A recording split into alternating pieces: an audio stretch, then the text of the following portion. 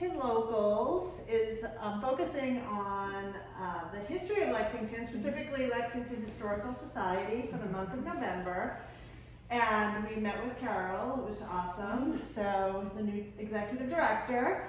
And you know, we had no idea there were so many people that went behind the scenes, like to make all of this run. And she's like, look, I have all these people you could talk to, and we were so excited. So here we are. Great. So why don't you sort of introduce yourselves, tell us where we are, and you know, we'll go from there. Absolutely. Do you Me want first? Sure. Okay, I'm Elizabeth Mubarak. I'm the archives manager at Lexington Historical Society. So anything that's paper-based, so books, manuscripts, ledgers, photos, anything like that. And we're in our brand new Archives and Research Center, which we just opened to researchers literally today. So it's very fortuitous you're Cutting here. edge, cutting edge. I know. Breaking news. Right? Trendy. So yeah, we have this nice space now for researchers to be able to come in and visit and spread out and see our things. Nice. Yeah. All right. Yeah, and I'm Stacey Fraser. I'm a collections and outreach manager. So I handle our 3D collections, our three-dimensional things like furniture, decorative arts, textiles, things like that. I also do our exhibits and our marketing and communications. Okay. So I'm Lot of busy. hats. Lot of hats. But it's really wonderful when, you know, I for example, have gotten the opportunity to help, you know, watch this project grow and be able to take photographs, you know, as we went through the whole construction process and getting everything ready, and then now I've been able to kind of take the other side and say, look what we did, you know, be able to promote it, you know, and say that we have this great space, researchers can come visit. And Stacy was in this building. Her office has always been here. My office just recently moved here, so she actually got to watch the whole construction process and send me pictures. and document it, you know, as the Historical Society, you know, it's really helpful for us to have building records for construction or restoration. So I took hundreds of photos of, you know, every stage of the process basically, so that we would have that for our records too, you know, for the future. And where did this collection come from? Everywhere. So obviously the majority of it we inherited. It's been here. We obviously have donations coming in regularly, people who were donating either personal papers of themselves or past family members or whatever else it may be. But basically I think it's been here since the Historical Society started and started kind of just collecting things. There are some things we're kind of like, this has been here since the beginning of the Historical Society. And other things, you know, as we've gotten more professional, donations are clearly tracked, who they came from, where they came from, when they came from. So yeah, it's all, our collecting policy basically allows us to collect anything that has a direct connection to Lexington's history specifically, which kind of limits our scope a little bit in that sense, so. But yeah, we've had, I mean, you know, we formed, the Historical Society formed in 1886 and started collecting right away. You know, I always think it was probably like, you know, that's 111 years after April 19th. And you have to imagine that it was kind of like, oh, there's a historical society. I've got great-granddad's, you know, musket or powder horn, or, you know, we have the spoons that great-grandmother buried, you know, under the soil to try to keep the British from stealing when they came, you know, everything was there, I imagine, when they kind of came together. It was like, oh, there's a place to put it, you know, and I think we really built up a really strong collection in Revolutionary War, you know, in early days of the Revolution, pretty early. And then we've just built since then, and then we actively collect, as Elizabeth mentioned, so, you know, it's as important to us to collect things from 1775 as it is from, you know, 2025, a few years when we do the 250th, or, you know, or this year during the pandemic, Elizabeth came up with a great rapid response collecting program for COVID-19. You know, just anyone who's interested in sending in photographs they've taken around town, you know, or what else do we have? I'm trying to think what else we got from that. We got primarily photos. I know you have the little test kit Yes, from the your test children. kits that the saliva kits that my kids used in school last year for the testing in school. You know, things like that, because we realized we didn't have that much from the 1918. Exactly. So the things that people would throw away because they're so commonplace now, but in 100 masks, for years. example. Right. So yeah, I think our mid-century modern collection we've been trying to build up. Our World War I and II collections. We did a big push for that in Vietnam a few years ago. And so yeah, we're trying to build up kind of our more recent collections because Stacey said we have a very strong Red War presence really. We have a great Revolutionary War collection. Nice. Yeah. Nice. And how do you go about collecting these things? Like, how do you put the word out? So we're lucky, a lot of people in Lexington are really, it seems they're really good about that. They kind of have that sense of, we're not just gonna throw everything in the cart, we're gonna take, a lot of people cleaned up during the pandemic, for example, and they would sit and say, okay, this seems significant in some way. Somebody contacted me and they had something that had been, it's a print of a landmark in town, and it was given to them by somebody who was important in town, and they themselves have their own kind of, so it was like, okay, that fits multiple criteria, and they reached out to us, through either personal connection or, on our website, we have information on just how to email us to say, hey, I have a thing, do you want it, are you interested, that sort of thing. And sometimes we'll talk to people and we'll realize, oh, well, that's really nice, but we do actually have 17 other, commemorative plates, of Lexington. Right. And we usually just say, thank you, we appreciate it. We think we're good on those kind of, because we try to, as we always say, if we take everything, we'll fill this building up. Right. And we want our donations to be, originals and unique and that sort of thing. So again, if we have 17 copies, we donated 18. Right. And we can't take photocopies of documents, because then again we'll just fill up our space with photocopies, and then it becomes a copyright issue and all that. So we do have some protocols and standards that we look at when we're trying to decide if we take a donation, but people are usually pretty good about it. Yeah, I think it helps people understand, we don't agree to take everything just offhand, because we want to make sure we can take care of what we do take. Right. So if we're taking your item, we really want to make sure we can take good care of it. And it's so great to finally have the space that's not maxed out. We have like a few open shelves, which is wonderful and unique and new to us. So yeah, we allowed for overage, so we have empty shelves downstairs and upstairs, and we're hoping to fill it with, which will happen, but hopefully not like in the first week we're open. So that's what we're trying to avoid. Okay. Balance. So prior to having this building, how did people access this stuff? Where was it? So the Archival Collections were previously housed in the basement in Hancock Clark House, which was the archives. It worked, but it was very crowded. It was not handicap accessible. We had one table about this size in there for my workspace for processing, for volunteers to process, for researchers to research, for interns to work at, for literally everything. So even smaller than this. Yeah, it was not very big. The donations we're processing was on this corner, but the researchers are sitting over here. So it was very crowded. So that made it a little bit tricky. So this is great, because now we have 2 big tables. We have an entire room for processing, and our collections are stored elsewhere, which means they are more secure and safe. They're behind, alarms and locks, separate from volunteer workspace and research space. And we can keep them more climate controlled, which is nice, because they aren't in the same spots that humans are trying to exist in and not freeze. Spilling their coffee. Exactly.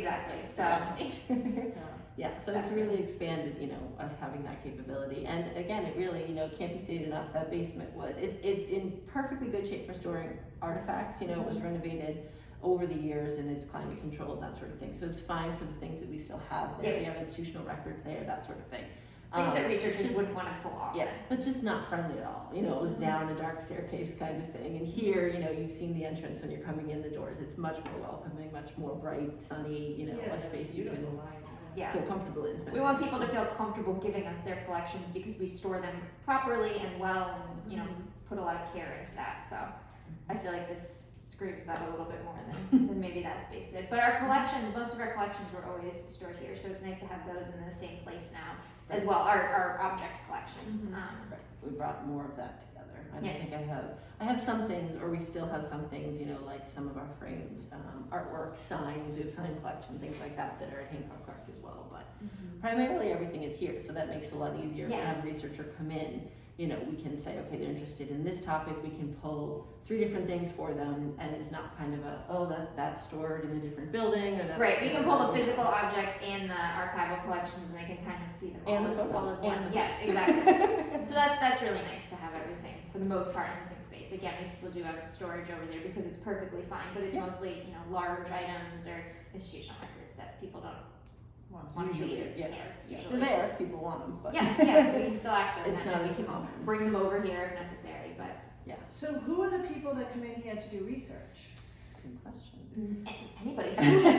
So we do allow anyone, it's open to the public on an appointment basis, but you do have to be a member or pay a research fee, which is equivalent to a membership fee. So we do often just suggest that people become members and receive those benefits as well.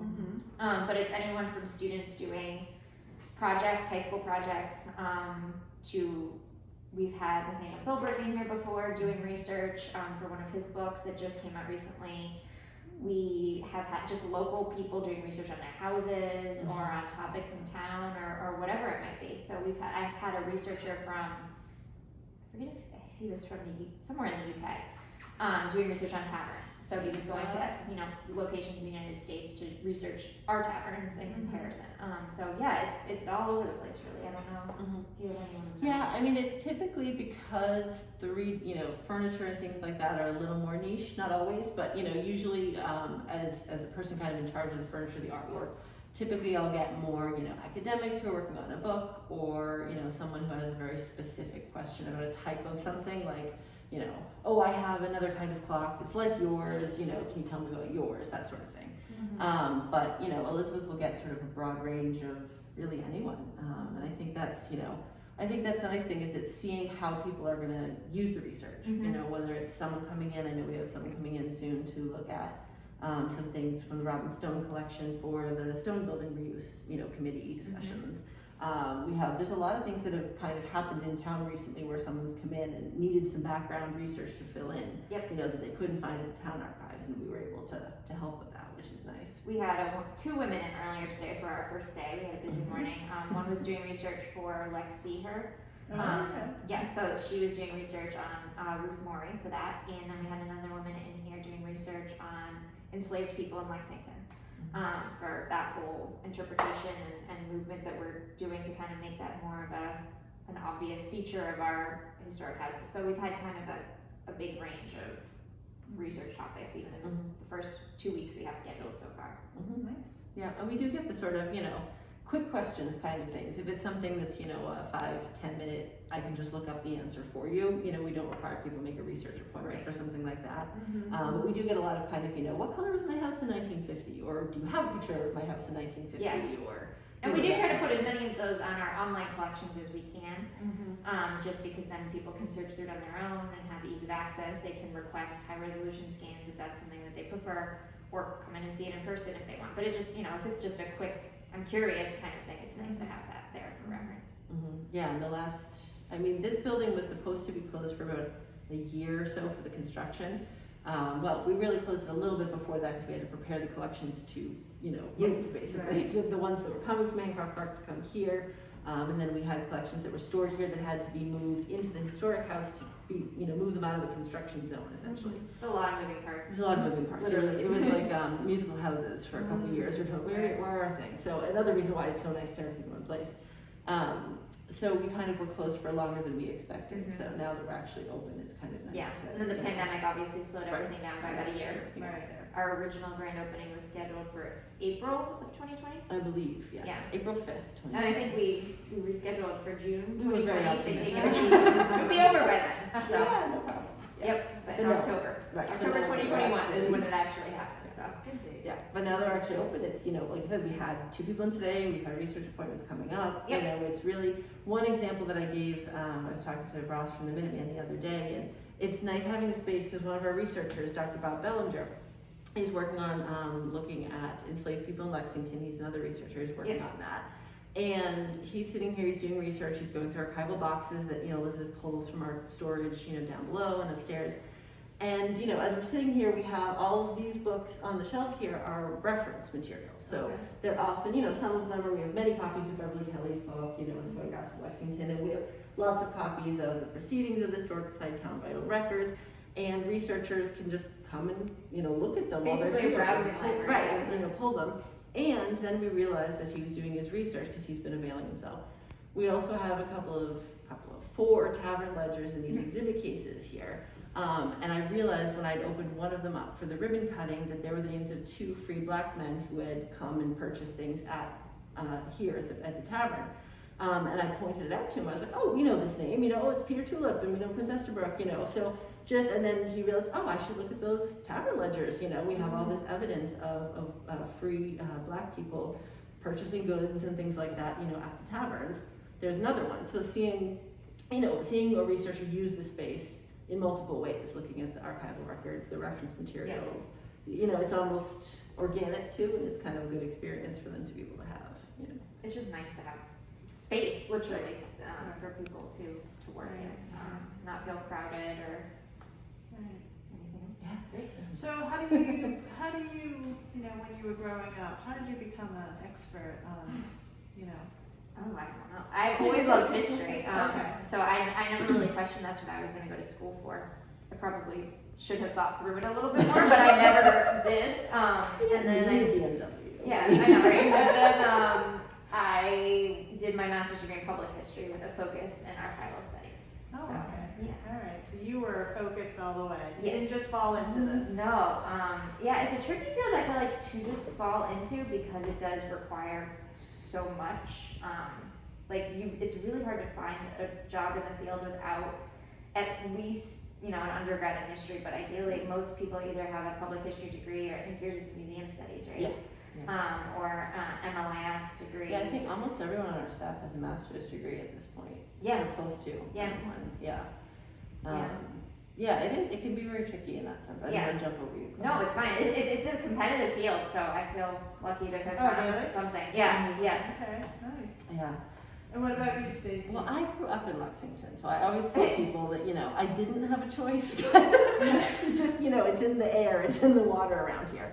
I actually just found one of my pictures from, I was trying to guess what year it was, maybe 1990 or so, in my campfire uniform, up on, the staging on Patriots Day, reciting the, oath or whatever it was that we were doing that year. Right. But yeah, so I've always been interested in history, growing up in Lexington, it's all around. It'll do it. It'll do it. And I went to, similarly, I thought about writing for a long time, which is nice because since I do our marketing communications, that ties in a lot too. We get to do a lot of writing for our press releases and our social media. And yeah, I studied history in undergrad and did my master's in museum studies and history. And was working different jobs and had moved back to town, and then a position came up here 6 years ago. This is just about 6 years for me now. Yep.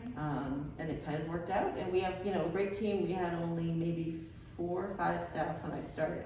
Mm-hmm. And we've grown, significantly. We were at 8 people, and then we're now looking at, maybe restructuring one of the positions or combining 2 positions, that kind of thing. Carol's working on that, but. There were 3 full-time when I started? I think so, yeah. Wow. Yeah, so we've definitely grown. Yeah, it's done a lot, so.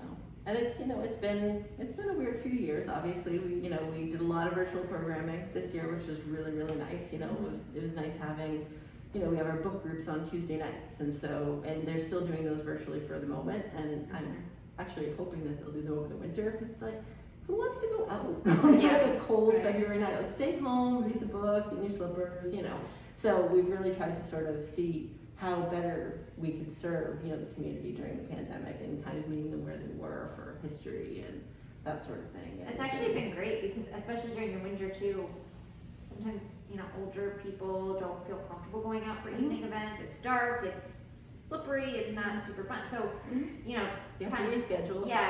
Talking about the possibility of even hybrid events where we can kind of broadcast our whatever it may be, lectures or anything to everybody so that they can join either in person or virtually. So that's been an option we've talked about, but sort of that balance of kind of, having done more in-person events, it's been nice being able to do those this year, and then kind of figuring out. But that's even something we could never have done 6 or 7 years ago. We would never have, even started considering that. We learned Zoom with everyone else, but but we did a good job. We did a ton. I forget how many programs we did during the pandemic, but it was a substantial list. And we partnered with the library, and Monroe Center, and lots of other places in town. It was really nice, seeing everyone kind of doing these community events and things online, because that's a place we could see each other.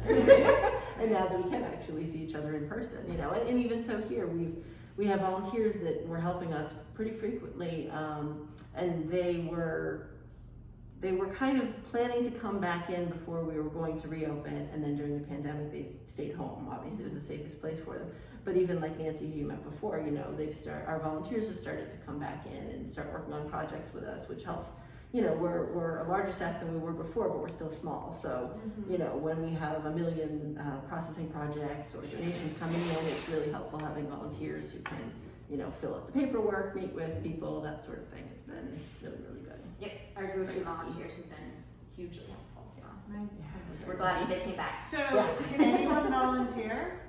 Yeah, so anyone can volunteer. We're kind of getting our feet back under us right now. So we're not actively recruiting volunteers right now because we're still just trying to even get a sense of how this space works, what our needs are, what our schedules can kind of be. We have 3 volunteer computers, but I think some people use to remote into if they're off-site. So it's sort of a moving game right now where we're trying to figure out exactly where we are in this new space.